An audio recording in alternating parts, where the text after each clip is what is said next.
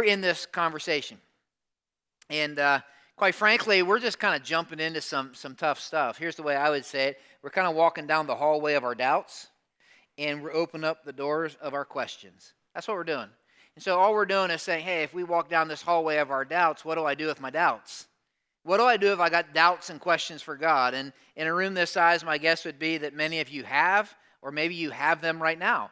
So at one point in time in your life, you've had them, but maybe some of you are like, man, I got doubts now. And so the first week we were together, we just kind of tackled that. Say, hey, what do I do with doubt? Is it bad? Is it good? Is it something that I can keep wrestling with? What do I do with my doubt? Last week we opened up one of the doorways to one of the probably biggest hang-ups people have when it comes to Christianity and God, and that is the question of exclusivity. So we just tackled it. We said, what do we do with this question? And the question kind of goes like this. You mean to tell me there's only one way to God? You mean to tell me Christians really believe that there's only one way to God? And so we just kind of tackled that question. And if you weren't here, I'd encourage you to go online, check that out. You can download the New Grace app and check that out. But we tackled that question. We said the message of Christianity is exclusive, one way, but it is inclusive. All are invited. And it's the most unique religion. And then we just kind of tackled some of the oppositions to that. Next week, give you a teaser, right? Next week, I think, is actually, I'm already working on next week, to be honest with you. I think it's maybe one of the tougher weeks. What do you do, hell? Like, Dan, you mean to tell me there's really hell and people go there and God sends people there? Like, I can't get my head around that. So we're just going to talk about it. And we're going to just kind of honestly have that conversation. Week after that, we're going to talk about hypocrisy. And you're like, what is that? And here's how that goes. Young adults in particular, you'll know this. Here's what I find with young adults. Young adults predominantly are this way when it comes to spirituality. Yay, God! I don't know if I like the church. So they're like, I like God, and I'm all about God, the Bible, but the church kind of is wiggly for me. I'm not sure I get into it because they either have been hurt by it or they've read about how the church has hurt others. And so how do I navigate that, right? How do I honestly navigate that? Do I got to go to church? I just want to kind of worship God on a mountainside by a creek or something like that. And then last week, we're going to talk about authority. All of us have an authority in our life. For a Christian, a Christ follower, it's the Bible, which begs the question, well, how do I know I can trust the Bible? Isn't it just like other books? How do I read the Bible? How do I know the translation I have is okay? And so we're going to talk about that and kind of wrestle with it. Today I want to talk about a really, really big question. By the way, can I just say this? Look here a second. I don't know, I didn't do this to the other services. I love you guys. Like, I want you to know something, that I love what I get to do. I love that I get to come in here and hang out with you guys every week. And I love the fact that here at Grace Church, we can have conversations like this. And I would say this, if you're here and you're like, I don't know that I agree with everything you're saying, I say this almost every week, it's okay. You can come here and not agree with everything I'm saying, okay? But I love the fact that we can just have honest, real conversations. And so today, here's where I want to take you. I want to open the door and walk through this question, the question of evil and suffering. Here's the way the question rolls out. The question goes like this: if God is all-powerful and He's good, then why in the world is there so much evil and suffering in the world? It's a good question. Like, it's a fair question, right? If God's all-powerful and He's good, then why in the world is there so much evil? Why is there so much suffering in the world? Why doesn't He show up and do something? Now, here's the deal. I don't need to make a case for this, right? I really don't, because you know there's evil and suffering in the world. You already know that. Some of you know it by personal observation. You just watch the news, right? And so you turn on the news and you're like, wow, there it is, right? You see it play out. You see the natural catastrophes. You're like, wow, you know, the hurricanes down south, the earthquake in Mexico. I mean, you watch this thing happen and you're like, there's suffering all over the place. Some of you watch this and you see crime and terrorism. You see disease, and we're trying to find answers to cancer that just ravages people's life, Alzheimer's, all kinds of things. You see this play out by personal observation. And so I don't need to make the point. You just got to turn on your TV. Here's what I know. Others of you don't know it by personal observation alone, ready? But you know it by personal experience. Some of you that's your story right now. That's what you're navigating this moment. Like, you are the one sitting here, you're like, yep, I got the diagnosis, and they told me my life wouldn't be the same. You're the one sitting here today and you're like, no, you don't understand. I didn't watch this thing play out on the news. I am the victim of the crime. Some of you are like, no, I didn't hear about somebody betraying somebody else. You're like, no, I'm the one who was betrayed in the relationship. Some of you are sitting here is like, no, you don't understand. I don't have to go turn on a TV show to get the idea of extreme loss. Like, I'm going through loss that is really, really final right now. And so you would say, it's not just a personal observation for me, it's a personal experience. Whether it's personal observation, whether it's personal experience, here's what I know about suffering. It's raw and it's real. And pain, suffering, and the results of evil are so raw and so real, listen close, so absolute that it creates within most people a visceral reaction. Like this reaction takes place, and most of the time, not all the time, most of the time, it is somehow targeted to God. In fact, for some of us in this room, or people we know, right, or people we know, it's this very question that becomes the proverbial nail in the coffin that seals the deal. Like, this is the question. This is the reason some people write God off altogether. There cannot be a God because there's evil and suffering. And for others, it's the very thing that causes them to walk away from God because they grew up worshiping God and then the realities of life. And it's like, something, that God Mabel told me about in Sunday school, I'm not sure how to make that work with what I see. So we're going to wrestle with that for the next 30 minutes. So I'm going to take you some places. I want to have this conversation. We're going to go down deep, come up high. But let's state the question, okay? So you ought to fill in your blanks. I don't usually put this big of a statement on your outlines, but this morning I did because we had to. Here's the question stated. Ready? If God allows suffering to continue because he can't stop it, here's the logical conclusion. He might be good, but he's not all-powerful. So if the suffering in the world continues because he can't stop it, we could sit back and say, he's a good God. He just isn't all-powerful. Goes on to say, if God allows suffering to continue because he won't, then he must be all-powerful, but he certainly isn't good. It lends itself to this conclusion. Either way, the good and all-powerful God of the Bible does not exist. We'll leave that up there for a minute for you to fill in the blanks. But think about it. All this is saying is this, that if God is good and all-powerful, he either would and he could stop the suffering and evil, but because he won't, maybe he can't, and maybe he doesn't exist. That's how that reasoning goes. It is this line of reasoning that turns people off from God. It's like, man, if he can, why doesn't he? And if he can't, maybe he's not who he says he is. So therefore, it lends me to say, maybe God doesn't exist. Maybe there is no God. It's this line of reasoning that caused some, and maybe you, okay, maybe you're here today, some of us to write God off, and others of us to walk away from God. And if that is you, let me just talk a minute to you. I'm really glad you're here. I mean that. Like if this is what you're wrestling with, I'm glad you're here.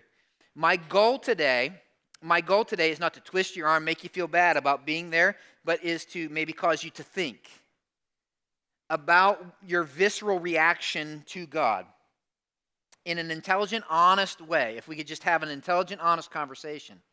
So here's what I want to do this morning, and then let's just jump right in. I want to reverse what I did last week. Last week I said, okay, we got to first know, well, what does the message of Christianity say?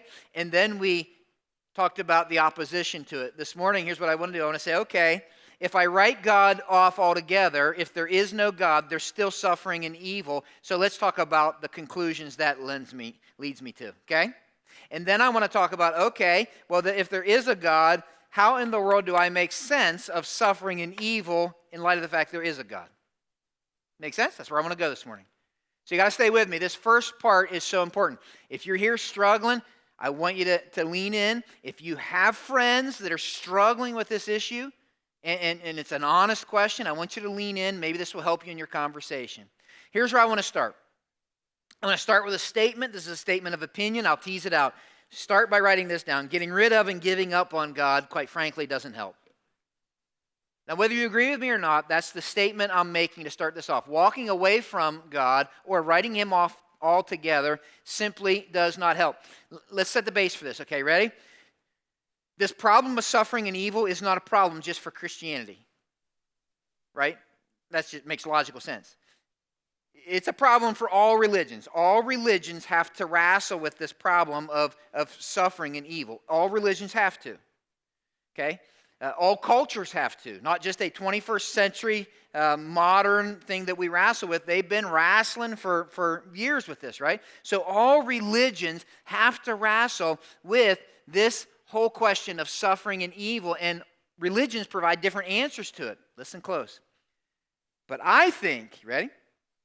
That this question of evil and suffering poses an even bigger question for people who've written God off altogether. I think this is a more complex, harder question for people who've written him off, walked away from him, or say he doesn't exist. In other words, I think this question of evil and suffering is a bigger problem if you're sitting here and you're like, I'm an atheist, no God, out of the equation. You're saying, okay, you're going to have to help me understand that, and I get it. But let me help you understand it by reading an article that Pastor Aiden sent to me. I so appreciate this. It's about a guy who was writing about his atheist friend. And here's what he says. He says, one of my atheist friends came to me with a question, and it's a good question. He says, how in the world can there be a God if he allows a child to die from cancer? Now look here a second. Let me see your eyes. Can we just all admit something? That's a good question. Shake your head if you agree with me. That's a good question. And if you don't think that's a good question, maybe you've never looked into the eyes of a child dying from cancer. I have. It's a fair question. And then he follows it up. He says, this is a good question, isn't it? To which the Christ follower, the Christian friend, said back to his atheist friend, well, that's a good question. I have a question for you. What comfort do you have to offer the dying child? Will you go to her bedside and look into her pained and frightened eyes and say, your suffering is just a random conjunction of time and chance? You are merely a random collection of molecules that form genes, and when you die, it'll all be for nothing. None of it matters anyways. There is no evil. Whatever it is. Your suffering is just a firing of neurons in your brain, which your fight or flight instinct has evolved to help you adapt to the challenge of life. But you, child, you have failed. You will not survive. Those more fit will live on, and your life is of no significance whatsoever. I would say I'm sorry to you, but that too is an illusion, nothing more than certain chemicals and electric signals converging in my brain. The strong survive, and it is good that the weak die. He goes on to say, of course, my atheist friend said he would never go to a child and say those things, but I said in response, but that's what you're telling me is ultimately true.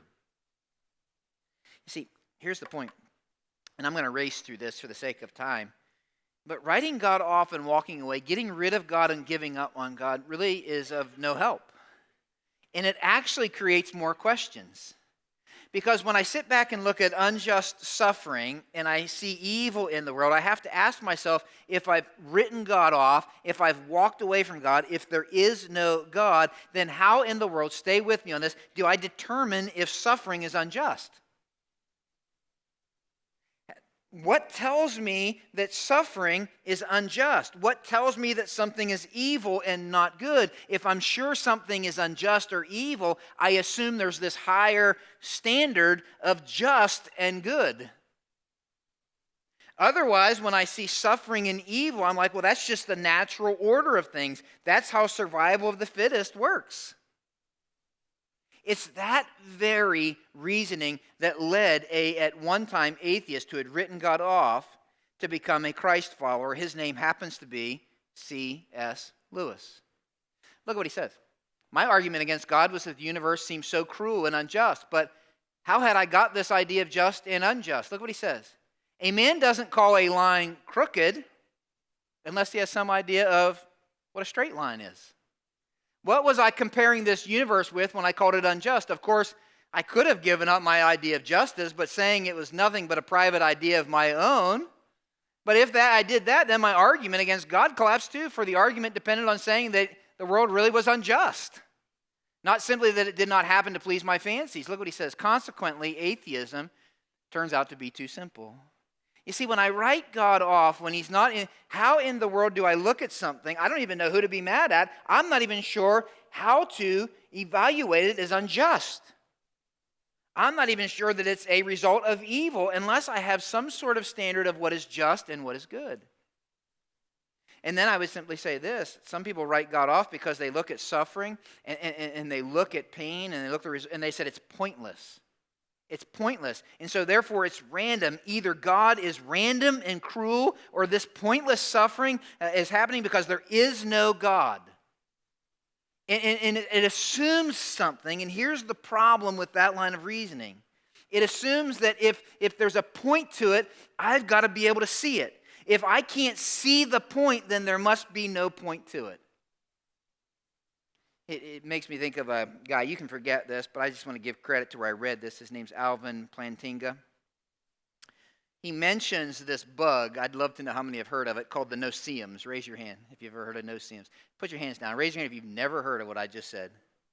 This bug, okay, more of you than have heard of it. This bug is so little you can't see it, right? But yet it can do damage. When it bites, it's like almost worse than a mosquito bite. I mean, it's no-see-ums. In fact, I had a real live experience with this. We sent Pastor Aiden and a crew down to the Philippines. And or I don't know if it was the Bahamas. I can't remember where he went. But he came back, and it's like going on this missions trip. And it's like so cool. I was so anxious to hear about it. He taught some classes. But when he came back, it was in the summer, and he was wearing shorts, and his legs looked like pepperoni pizza. I mean, there was red dots all over them. And I'm like, dude, what happened? And as he said to me, he said, man, Dan, he said, the no-see-ums, they just ate me up. And I'm like, I'd never heard of them. I was with most of you in the room, like, the no-see-ums did, and it looks like mosquito bites, and they ate you up. And so then I asked the next question, the natural question, right? I said, man, I've never heard of no-see-um bugs. I said, what do they look like? To which Aiden said, what? I don't know. I couldn't see them, is what he said, right? You see, here's the point, right? Some of you are like, you're that dumb, Dan? Yeah, I'm like, what in the world? I don't even know, right? Here's the point. Stay with me on this, okay? Stay with me. Whether you agree or not, just stay with me on the logic. Let's go logic. If I invite my friend Mike to come to my house, stand on my back porch, I would be justified in saying to him, there's no elephant back here, right? Sure I would. You know how I'd be justified in that? There ain't no elephant in my back, at least the last time I looked. There's no elephant in my backyard. But would I be justified in standing on that same porch with Mike and saying, there are no fleas in my backyard anywhere? I wouldn't. Why? Because I have no idea. A flea is so small and my backyard is deep. I can't see what's out there. Here's the point. When it comes to this idea of evil and suffering, sometimes we write God off because we can't see the point. And the question is, should the reasons for evil and suffering be as obvious to me as an elephant, or is it possible they might be as imperceptible to me as a no-see-um? Wherever I land on that, if I write God off, stay with me because some of us are there. If I write God off when it comes to evil and suffering, then what's the point of evil and suffering? In fact, this doesn't need to come from me. Some of you have heard the name Richard Dawkins. Raise your hand if you've heard the name Richard Dawkins. Famous atheist, wrote God Delusion. He said this in another book that he wrote. He said, in a universe of blind physical forces and genetic replication, some people are going to get hurt. Other people are going to get lucky. And you'll not find any rhyme or reason to it, nor any justice. Look what he says. The universe we observe has precisely the properties we should expect. If there is at the bottom no design, no purpose, no evil, no good. Nothing but blind, pitiless indifference. DNA neither knows nor cares. DNA just is, and we dance to its music. What's he saying? I mean, he embraces this. What's he saying? He's saying that we're just a bunch of DNA and we just dance to the music of our DNA. What he's saying is, terrorists are nothing more than men and women who dance to their DNA. He's saying rapists, they're just dancing to their DNA. See, some of you are like, oh man, I don't know that I like that. Like I see this evil and suffering, and if there's no point, and there's no purpose, there's no origin, it's like, Dan, you kind of got me boxed in a corner. It's like writing God out of the equation doesn't help. It's like, in fact, it makes it worse. So if I got to add God back into the equation, it's like, oh, Dan, I don't know what to do. And some of you are like, if I got to add God back into this equation of evil and suffering, God, that's what you think. It makes me mad at God. Look here. I'm glad. Because then we can have a conversation. Then we can have a conversation that might help us. And it makes me think of what Tim Keller said when he said, if you have a God great and transcendent enough to be mad at because he hasn't stopped evil and suffering in the world, listen to this, then you at the same moment have a God great and transcendent enough to have good reasons for allowing it to continue that you cannot know. But you can't have it both ways. What's he saying? He's like, if I add God back into the equation, because writing him off doesn't help, but it makes me mad because somehow he should stop it. He's so great. He's so transcendent. Step in and stop it. If he's that great, if he's that transcendent, what if he doesn't just simply have the power, but what if he has a wisdom that I can't totally get my head around? What if he has a perception that I can't get my head around, a perspective I can't quite see that is so grand as well that it's beyond me understanding? So it begs this question. Okay, Dan, then if I'm going to write God back in the equation, then how in the world do I navigate suffering and evil in the world? I would write it this way. Going to the God of Christianity does help. By going to the God of the Bible, we may not walk away with all the reasons, but we will walk away with resources for navigating suffering, pain, and evil. By going to the God of the Bible, we don't get all the explanations, but I think we get the final answer. And what I love about the Bible is it's honest and real about suffering and evil and the results of evil in the world. Which leads us to the book of John. Now, we gotta go somewhere and then John 11. But we got to start in John 1. Don't turn there. I'm going to throw it on the screen. Because John 1 teaches us something that is foundational. Listen close. What I'm getting ready to share with you is foundational to you understanding the Bible, and it's foundational to the way you read the stories of Jesus. Apart from what I'm getting ready to share with you, the stories of Jesus won't pop and make sense. Okay? Because John 11 comes after John 1, and John 1 is setting the stage for us. Look at what it says. In the beginning was the Word. The Word was with God. Say the next part out loud. And the Word was God. Who was God? The Word was who? You guys are good. He who, the Word, was with God in the beginning. Through him all things were made. Who's him? The Word. Who was the Word? God. So through God all things were made. God is the Word. Without him, that's the Word who was God, nothing was made that has been made. Listen close. The Word was God. The Word made, he's the creator, made everything we see. Verse 14. The Word, who's the Word? God. Became flesh. Who's that talking about? Jesus. Listen, this is John's Christmas story. No shepherds, no wise men. This is John's Christmas story. The Word who made everything wrapped himself in skin. Here's what's foundational for us to understand the stories of Jesus. That Jesus is God in the flesh. Jesus is God with skin on. I heard one writer put it this way. Jesus is God in a bod. That's how he put it, right? That's easy to remember. Jesus is the maker showing up in the manger. Jesus is the infinite becoming an infant. But Jesus is God. So you see Jesus, you see God. It will change the way you read the stories of Jesus. And in particular, it makes one of those stories exceptionally intriguing to me. And that's the story you have laid open in your lap. Because if Jesus is God, John 11 tells me something about God that's important for me to navigate this question of suffering and evil. You're like, what's the story in John 11? Well, some of you have heard it. And then there's some of you that haven't. So I want to tell it. And then I want to jump into it. The story of John 11 goes like this. Jesus had a couple friends.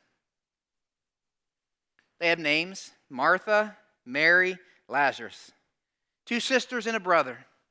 As the story fleshes out, it becomes very evident in the story Jesus had a great relationship, deep friendship, loved them dearly, but Lazarus gets sick. In fact, the words they use is he's sick unto death. He's like seriously sick. The sisters do what you'd expect them to do. They're like, Jesus, the one you love, Lazarus, our brother, is sick. Help! When you read the story, it says Jesus heard their SOS for help, and so he stayed where he was at. That's a head scratcher. And then it says 2 days later, he says to the disciples, hey, let's go to where Lazarus is at. I'm going to wake him up. They look at Jesus like, you want to go there because they were trying to kill you there. If we go there, they're going to kill you. What are you doing? He's like, you don't quite understand it, but we got to go there, wake up Lazarus, and he heads to where Martha, Mary, and Lazarus are. He doesn't even get to the graveside, and Martha, I love her personality. She's a bit aggressive. She's tenacious. She goes out to meet Jesus. She's like, you know something? You need to check your email. You know what I'm saying? Like if you had been here, right? Like this thing might have turned out different. Like she's tenacious. She's aggressive. She's like, and Jesus looks at her and says, you know, Martha, he doesn't really like correct or rebuke her.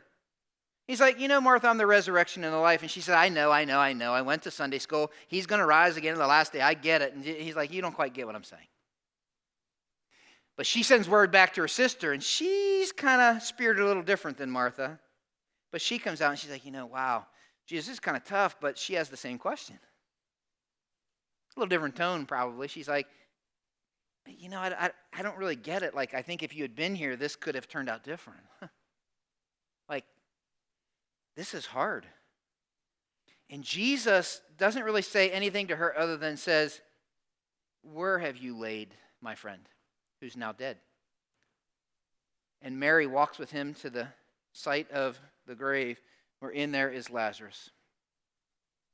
And it says Mary's crying, those around her crying. And when you read the story, it says Jesus begins to cry. Fascinating picture. And then it says this, and we're going to talk about it. It says, Jesus became troubled in his spirit. We don't really get what that means because we read the stories of Jesus stoic. It's like, I'm troubled. But the word is like he welled up with anger that moves somebody to action. And he says, roll that stone away. He said, roll that stone away. And he says, Lazarus, come out. Now, I don't know if you're Jesus, you're like, man.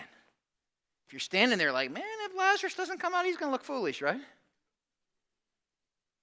Until all of a sudden you see the dead man walking out in his grave clothes. And you're like, whoa, what's the point of the story? We got to get this and then jump in. What's the point? Is the point Lazarus? Wow, yay, Lazarus rose from the dead. I need Jesus to show up like that. Is that the point? If you read it that way, you'll be disappointed with the stories of Jesus. Because you're like, man, I kind of need a Lazarus moment, right? I need that. That's not the point of the story. Can I tell you something? Shh, listen, secret. Lazarus dies again. He's not like walking around. He didn't raise him and all of a sudden he's forever and always healed. He's dead. Then why did he raise him from the dead? Like if you got to go through death once, why twice? It's as though Jesus wanted those around to know something. That the point isn't Lazarus. That was kind of cool. Everybody celebrated. But he wanted them to know, listen, if you had any doubt, I am exactly who I say I am. I am God in a bod. I am the maker who showed up in a manger and now I'm a man. I am God with skin on. And here's the deal. If Jesus is God, then that tells me, John 11 tells me something about God in the middle of suffering and evil. 4 things. First is this, that if you and I choose to go to God, even in the middle of suffering and evil, I find a God who suffers with us. He suffers with us. This makes Christianity unique from all other religions, that the God of Christianity enters into our pain, enters into our suffering. Look at how the story starts. This man named Lazarus, sick, from Bethany, village of Mary, Martha. Go down after the parentheses. So the sister sent word to Jesus, Lord, the one you, say it out loud, love, is sick. Jesus loved Martha and her sister and Lazarus. That is so powerful, because this God who suffers with us, it's important for me to understand he enters into it. And sometimes what can happen in the middle of suffering and evil and the results of evil that bring pain, I can ask the question, is God doing this because I've done something wrong? Does he not love me? John 11 tells me something important, that even those whom he loves suffer, go through confusing situations, have to wrestle with the loss of a loved one.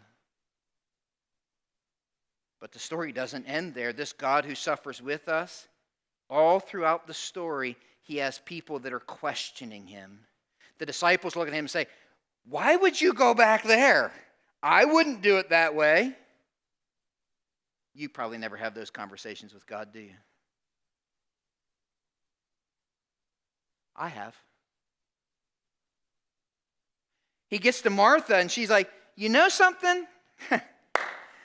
If you had showed up the way I said, when I said, and how I said, this thing could be different. You don't have those conversations, do you? I have.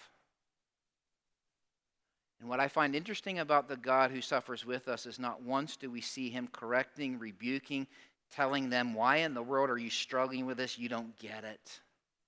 Because here's the God who suffers with us. This is worth writing down. He would rather, you ready? We wrestle with him in our pain and suffering than walk away from him. You see, this is why this is important.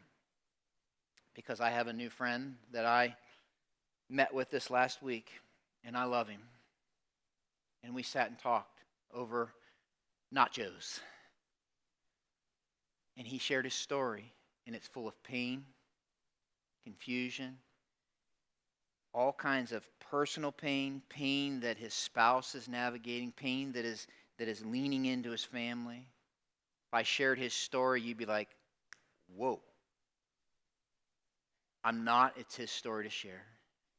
But he said something to me that some of you can relate with. He said, Pastor Dan. I said, my name's not Pastor Dan, it's Dan. I said, just call me Dan. He said, Dan, I struggle because I feel guilty. I said, what do you feel guilty about? He said, I'm wrestling with this. I don't understand it. I'm struggling. I'm questioning. I'm frustrated. And he said, it makes me feel like I'm not a Christian. God, I shouldn't be wrestling with this. And he said, so then I'm not sure I'm a Christian. So I got all this pain, and then I'm not sure I'm a Christian. I looked at my friend, and I said, you know, actually the fact that you're wrestling with it is encouraging to me. Because God would rather you wrestle with him in your pain than walk away from him. See, some of you need to hear that this morning, because there's a God who suffers with us, and I don't know, you don't know, why in the world is this? I don't get it. I can't put it together. I can't see how it's going to end. I don't know where it came from, where it's going. So you wrestle. It's like, is God mad? Now I don't even know if I'm part of his team. What's going on? And he's like, no. Like never once. Never once he say, don't question me. Right? He doesn't do it. But then, powerful, look at what he says in verse 33. When Jesus saw her weeping, Jews coming along weeping, he was deeply moved. We'll get back to that. Where have you laid him? Come and see, Lord. And then it says, Jesus, what? Wept. Who wept? Say it out loud. Jesus. And Jesus is the Word, and the Word is who? God. And Jesus is who? God. And so I want you to substitute the word God where it says Jesus. It says God wept. We have a God who enters into our pain and suffers with us. And this is one of the most profound pictures of God in the Bible. God is crying. Where's God? He's crying. He's not uninvolved. He's not stoic. He's not detached.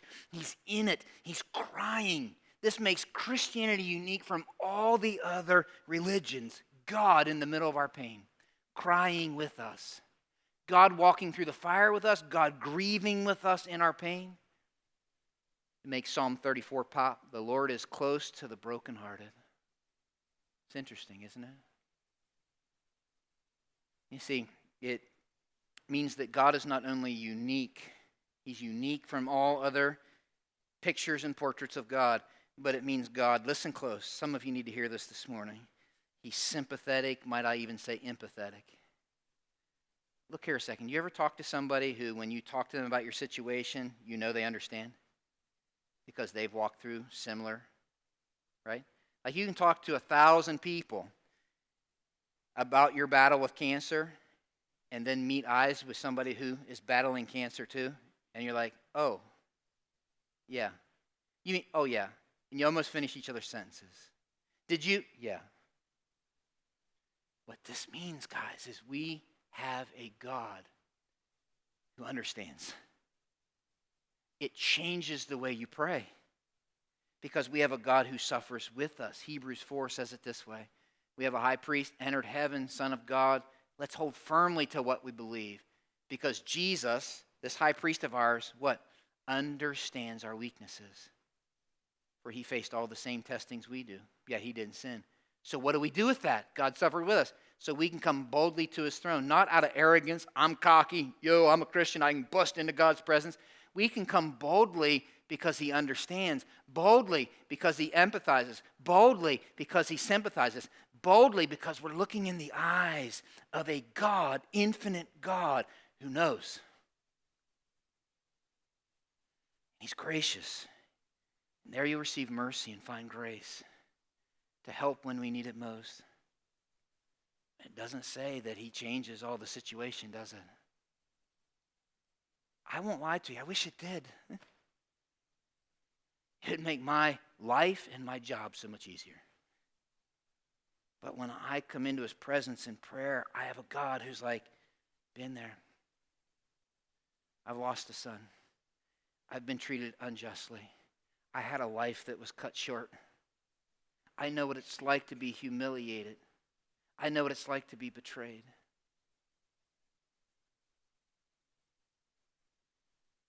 The story gets interesting, and I hear guys talk about John 11, and they skip this part, but I refuse to today because it's important for what we're talking about.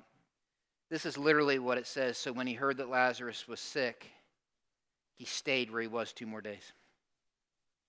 The way that's written is it's kind of like he heard he was sick, and so because he heard he was sick, he decided to stay where he was at.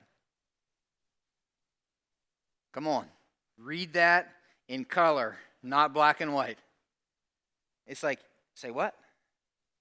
Like, they're crying like, Jesus, who is God, by the way, we need you to show up. Like, he's sick, gonna die. Come now, rush, take the red eye, do whatever it takes. Jesus stayed where he was at. You ever have that experience? I have. It's like, God kind of needs you to like pop into this thing right now. There's things going on, right? Like, need you to do this and that, and pretty much need it like now. Like, I need you to show up right now. And you know what you get? Crickets.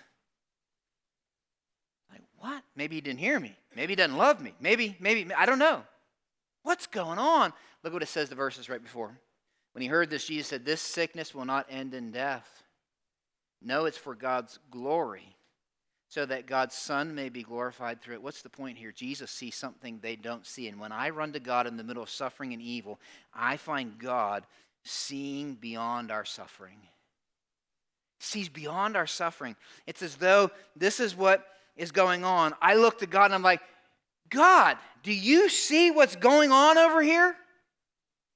Like, do you see what's happening here? And it's as though God says, I do, Dan. I see what's happening here There and everywhere, I see what you don't see. It makes me think of this incredible picture that C.S. Lewis draws. He says, imagine a little child watching a parade through the knothole of a fence. He hears the sound of music and animals coming from one direction, but he can't see them yet. So he's got to guess what they are. He has the memory of the animals and the wagons that have already passed. It's a memory that's still vivid, but it's growing dimmer each moment. But at the present, he sees through the knothole a gymnast riding in an elephant as he watches the scene unfold through the knothole of his perspective. He will and can recall with some distortion the past, the things that have already gone. He knows nothing of what's coming, the future, but he can speak of what he presently sees through the knothole of the present. Lewis rightly points out, now imagine a God who can see at the top of the fence the past, the present, and the future with one sweeping glance. If that were the case, things which make no sense to the wide-eyed little child in each of us may make the whole thing work if we could see it from above. You see, he sees what I don't see. He sees beyond my suffering. But then the most significant thing in the story transpires. Jesus saw her weeping and others weeping, and he was deeply moved in spirit and troubled. Verse 38, same word, deeply moved. Here's the deal. We read that, and as I said before, we read Jesus kind of stoic in the Bible, and it's like Jesus was deeply moved, and we have this picture of him, I'm deeply moved. And that's not what's going on. The Greek word there is literally his nostrils snorted with anger. It's like an animal, right? That an animal that's inhabitants or maybe its family is being threatened, and this animal is going to snort, and it's like, you're not going to attack what I care about. Guys, allow that picture to sink in, because in this, if I'm reading this right, this is Jesus and he's weeping, but then he becomes angry, and if Jesus is God, God's mad. God is standing at the side of this grave, and he's mad. Mad at who? Lazarus for dying? I don't think so. Mad at Mary and Martha? No. Mad at the disciples? I don't think. What's he mad at? I think God stands at the edge of that grave, and he is mad at the results of evil in seeing how it threatens those he loves. And seeing the results ending in suffering and pain and the crying, and he realizes this is not what I intended, even though I've entered into it with you. And he's so mad because those he loves are threatened, and he is mad to the point that it moves him to action. What action does it move him to? In a couple chapters, if you read the book of John, it moves him to the action where he literally straps on his back a cross and endures the excruciating experience of the cross. What's happening there? But when you and I run to God in the middle of suffering and evil, we don't just find a God suffering with us, we find a God who suffers for us. Like, that's God suffering in our place for our sin.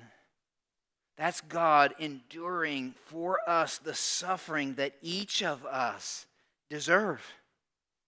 And when I look at the cross, it helps me navigate senseless suffering and pain, because it tells me at least the reason for suffering and pain in the world cannot be that God doesn't care.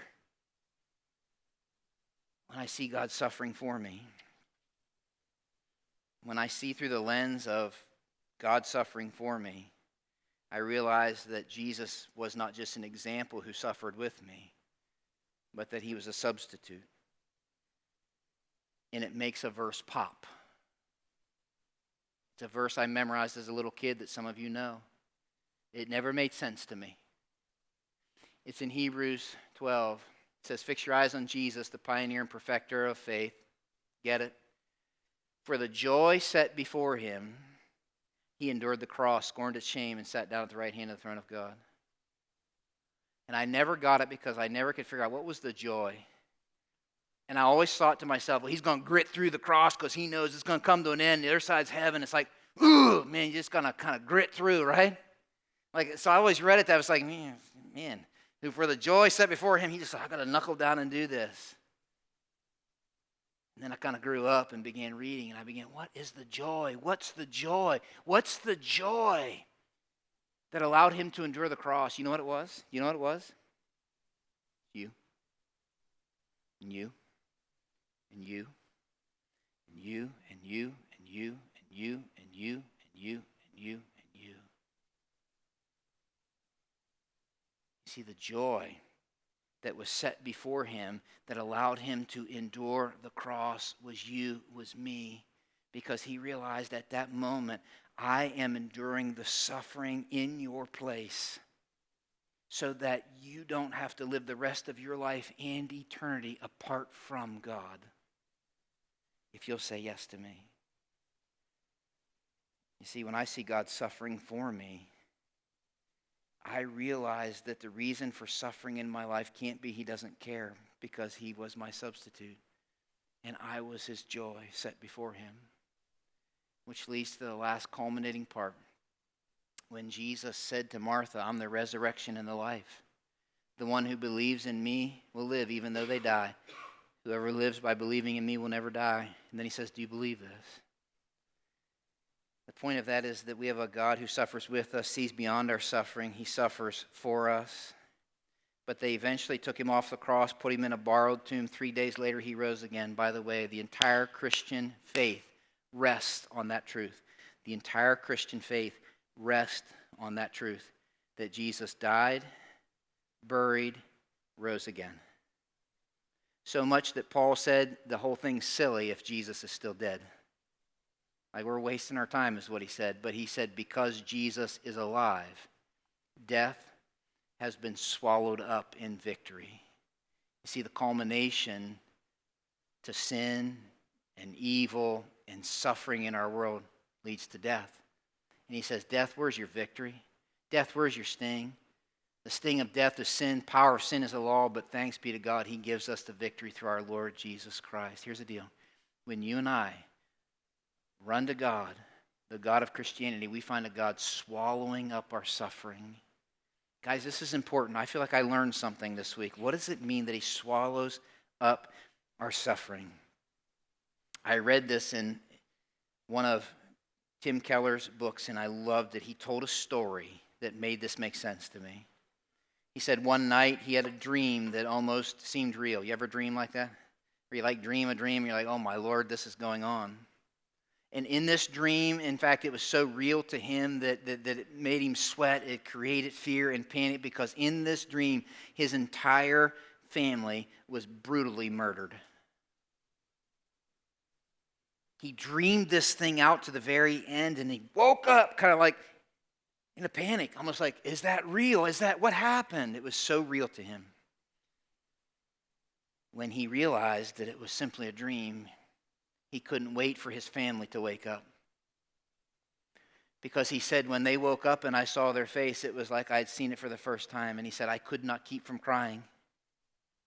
He said, I could not keep from hugging them. I could not keep from embracing them, being excited in their presence in a way unlike I had ever been. Why? Because the experience of losing them, even though it was a dream, this dream, the experience of losing them was swallowed up in having them.